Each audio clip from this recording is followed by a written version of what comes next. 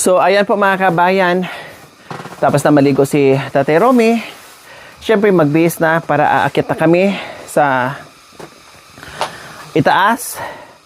At bababa kami ng bayan. Okay? So, may dala-dala akong damit para hindi na magkalkal. Ay, pati pala brief.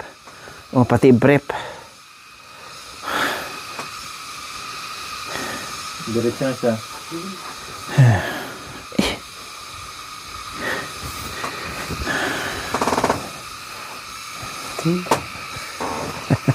Ayan na ha.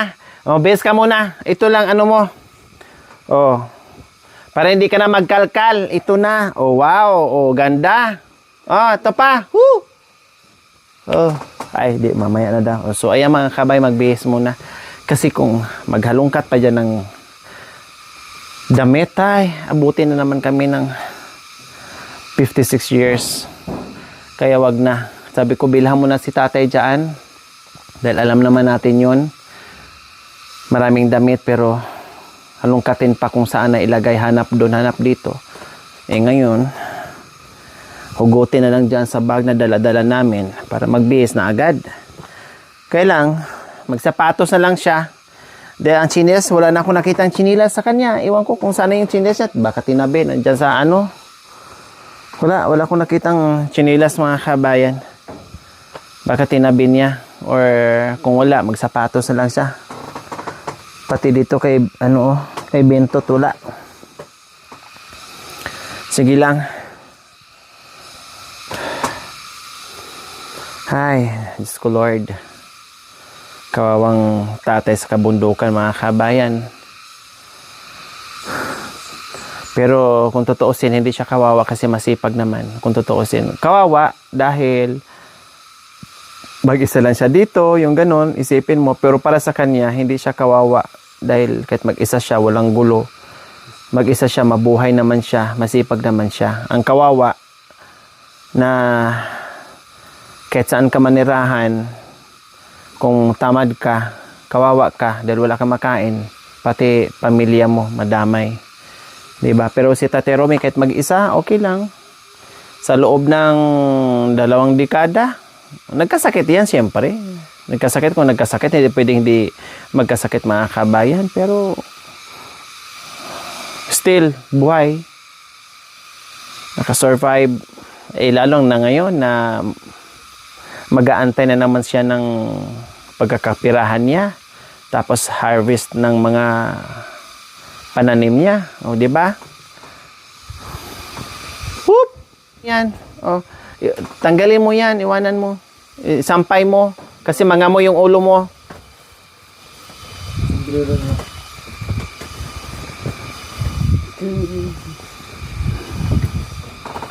Bingot. Ito. Ano ba to? Bingot. Bingot.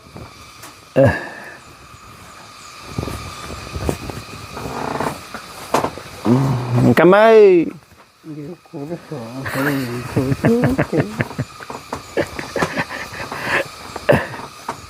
Ang kamay. Mama. Mama? Mama? Mama, aduh. Nasaan yung ano mo? Chinilas? Chinilas? Oh, kunin mo. Ay, sapatos! Sapatos!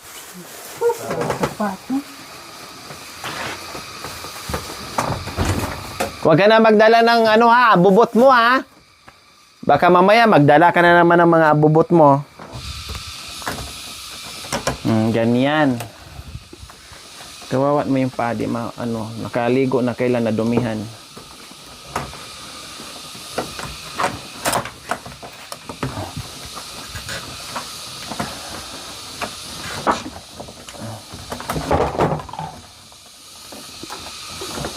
Ay, Diyos ko, Apo. Grabe yung kandado na yan. Talaga naman. Ano bang meron dyan sa loob? Ha?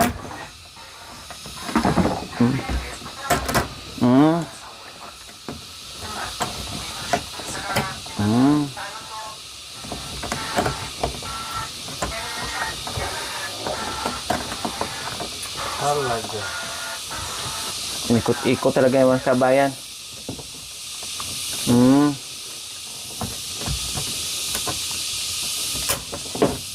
Mm. Mm. Mm. Tatlong kandado mga kabayan.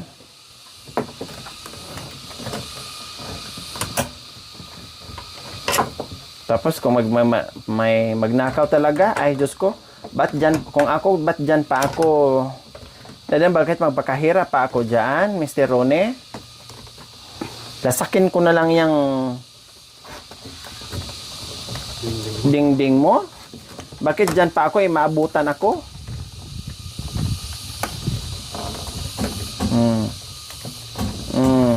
Wala, sige. Oh. Maganda tanggal-tanggal na. Oh, tapos oh.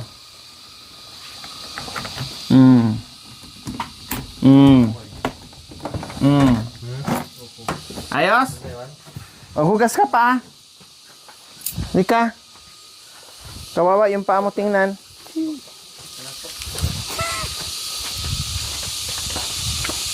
Hindi ka.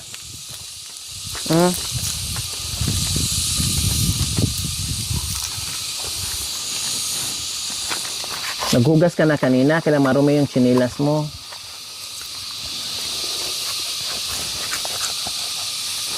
Kawawa ka naman tingnan kung di hugasan.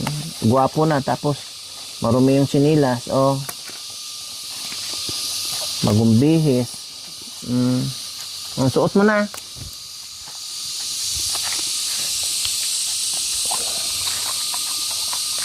Yan, ganun.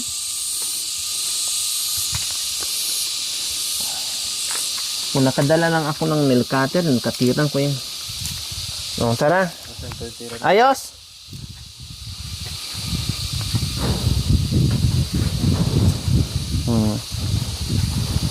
Bitis na rin ah.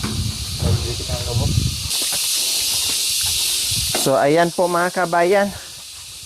Alis na tayo. Ay, sa wakas natapos din kami. Dalhin mo to. Lagyan. Ingat-ngat ng manok. Ingat-ngat ng manok daw. Ginanyan daw.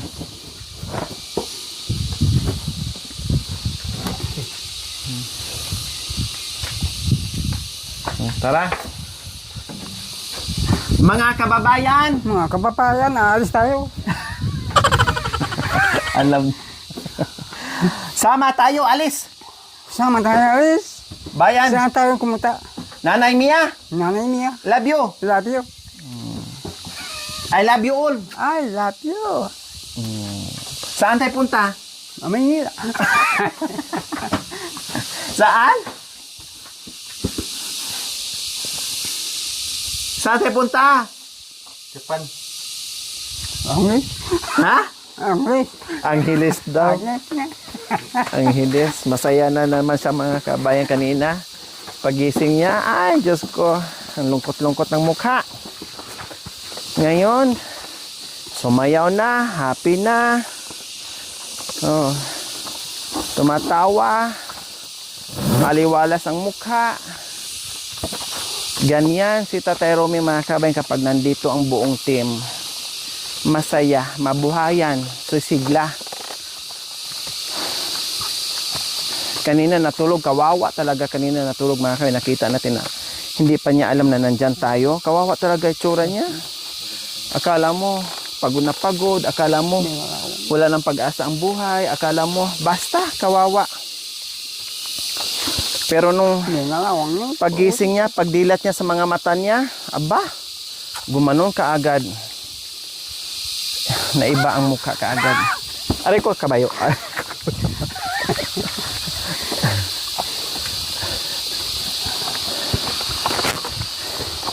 Para siyang basang sisiw na natutulog mga kaming kawawa. Pagdilat niya, nagulat siya, ngumiti kaagad. Tayo pala.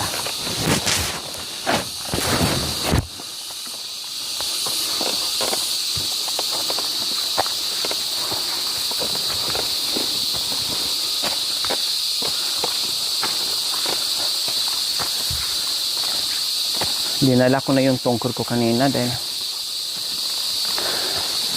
hindi kakayanin ng power. Dire-diretso. Ang sakit ng binti ko mga kabayan. Uminit yung sciatica ko lalo. Sayang oh. Papaya. Oh, dalawa. Sampal.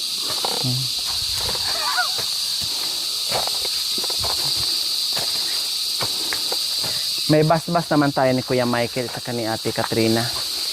Pag may hinog daw, pag gusto kuha lang. Kailang paalis kasi kami. Kaya hindi ako makakuha ng papaya. Pero pag maaga dating namin mamaya, sige, pupunta ako dyan. Pupunta ako dyan Kuya Michael mamaya. Kunin ko yung hinog mo na papaya, iuwi ko ng Pangasinan.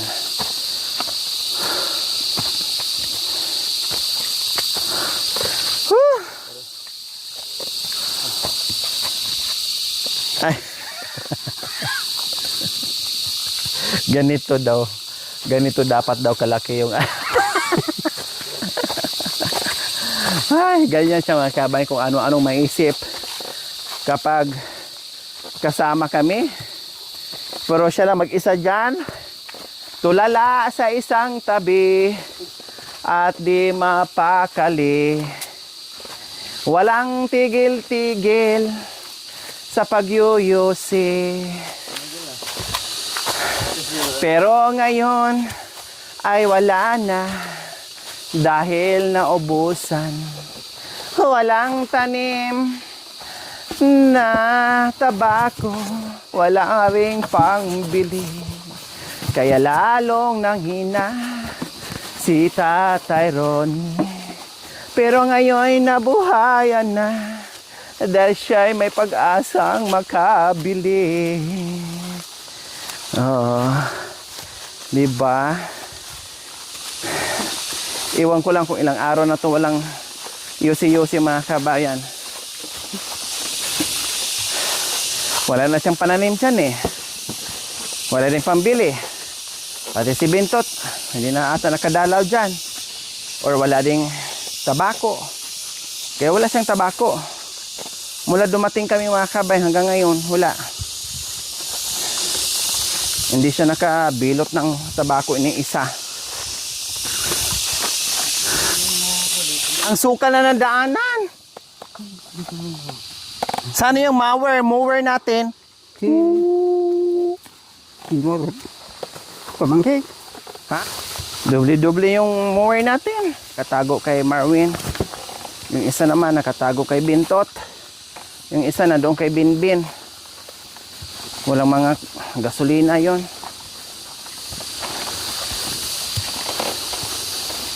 Siguro pagkakayanin natin, pagbalik natin, kung nandyan si Bintot, bilhan ng gasolina, pamower natin.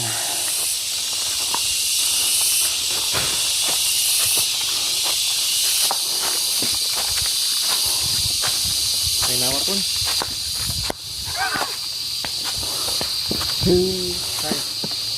May nawa. Ay, nandun pala sa may bato.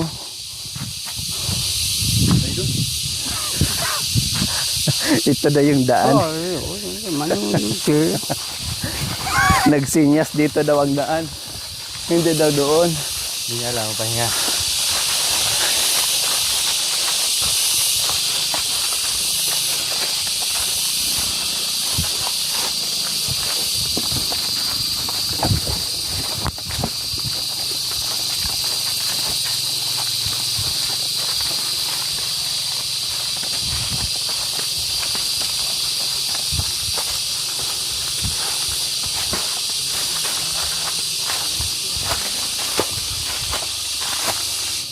Magbuhat na lisanin ang aking matibay.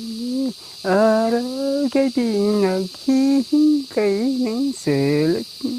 Pangako mong binitawan, isa'y walang sasay. Magtapat, tagiliw ang dakot ang gabi. Babalik ka rin habang tayo nagkapiling. May bukas pang naghihintay. Maikli sa mundo. Sayang na kung ito itapon mo. Oh, ba? Meron ka pang pa-action, itapon mo. Sayang daw.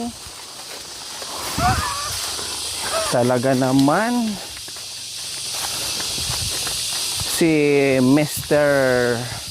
Romy. So wala talaga mga kabayan. Si Marvin, pupunta-punta lang dyan. Siguro pag kumuha ng mga gamit or damit, mga ganyan. Si Bentot naman po mga kabayan ay nandyan daw sa itaas pero wala naman. No, hindi naman namin nakita kanina sa itaas. Baka busy din kung saan napadpad. Kaya si Tatay Romy lang po ang aming kasama ngayon. Oh. Ano yan? Malago. Malago. Ah, malago daw. Maganda. Nakakain niya mga kabayan. Nasubukan ko na. Yung usbong ng mangga. Nasubukan ko ng kumain. Wow! Wow! Just naman. Buhok-buhok daw. Wow! Malago! Huh? Malago daw.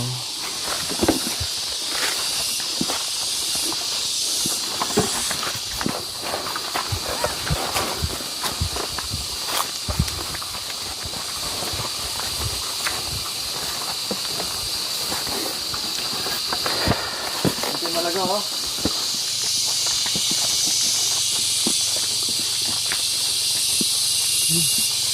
Mga kakulpanta.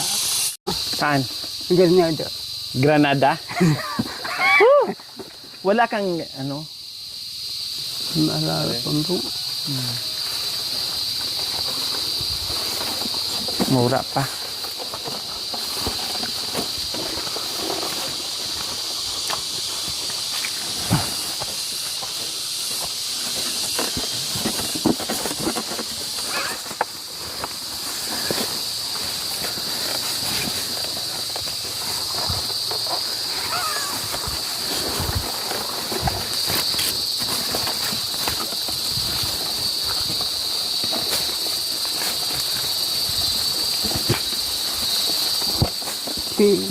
Pangtatasan?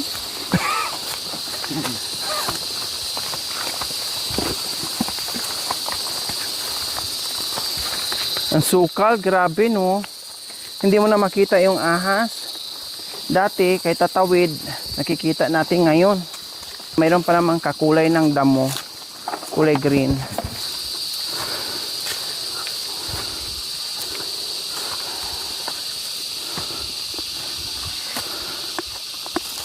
Kailangan pa bang ako ang bigkasin na mahal kita at wala nang iba? Basta makikita sa aking mga mata. Ayun nagtatama ng aking Panginoon sa mata makikita. Kailangan pa bang ikaw ay lumapit? Na mahal kita at wala nang iba. Basta makikita sa aking mga mata. Ayong nagtatama ang aking Panginoon sa mata nakikita. Kailangan pa ba ikaw ay bigkasin na mahal kita at wala nang iba? Basta makikita sa aking mga mata. Ayun nagtatama ang aking Panginoon sa mata makikita.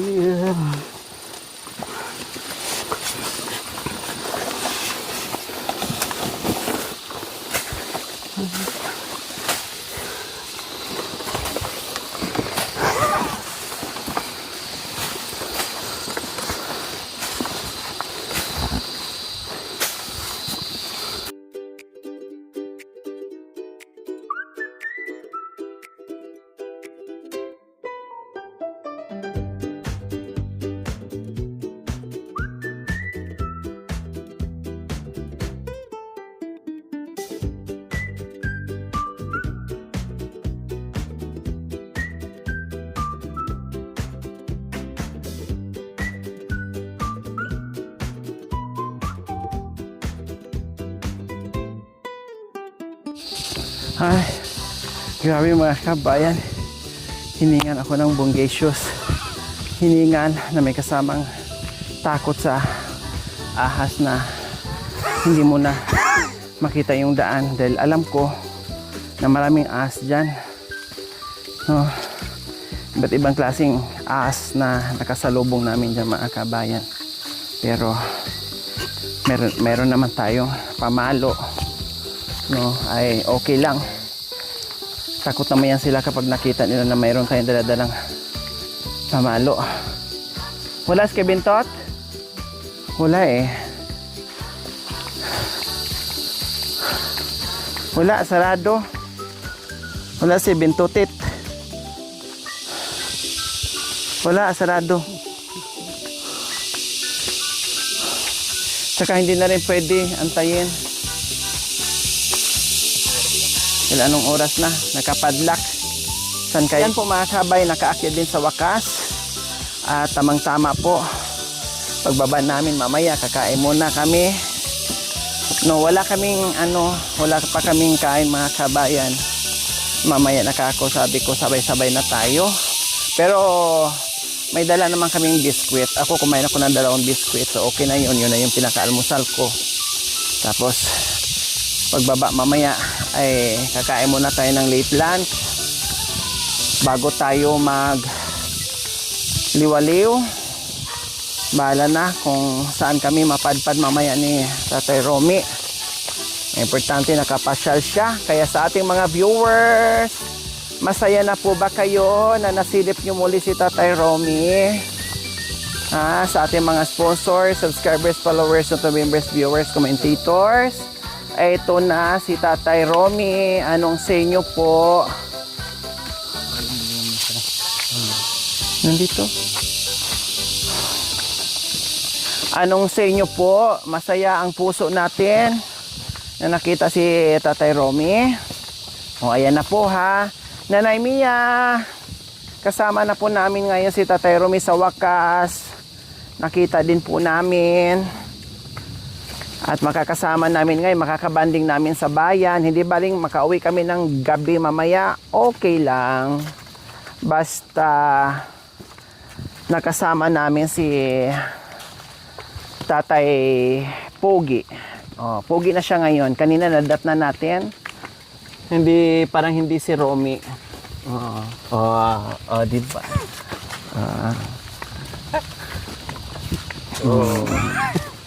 Malinis na, 'di ba? Pero gwapo to si Tatay Romy nung kabataan niya. Maganda yung mata, halos naman lahat ng mga kabayan, mga katutubong aitas ay mata yung asip nila, no? Kasi doon sa piluka ba? Maganda. 'Di ba yung iba walang piluka, maglalagay pa ng piluka pang maglagay ng extension. Ang mahal-mahal sa kanila ay naku, libre na. No? Maganda ang mata nila, yan ang number 1 asset nila mga kabayan. Yung mata, lalo na pag mahaba ang kahit walang ilong. Kahit walang ilong mga kabayan, basta may pillow ka, maganda pa rin tingnan, gwapo pa rin tingnan. Tita Romy nga, tingnan nga natin yung mata. Woo! Bakit? Bakit mat? Aba.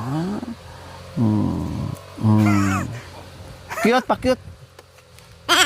Oh, wow. Diba? Ang galing pala nito mag BB eyes. Ay, ano ba yan? Nabato ako ng natamaan ako ng ng buto ng Germelina. Ito nga, subukan nga natin ng mata. Ay. Local. Ito nga. Subukan nga natin mata. Ito. Ay.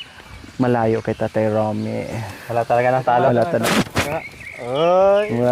Di ba? Parang si Tatay Romy lang.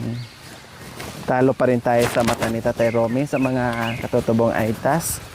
Maganda pa rin ang mata nila at kilay at pilukan ng kanilang mata.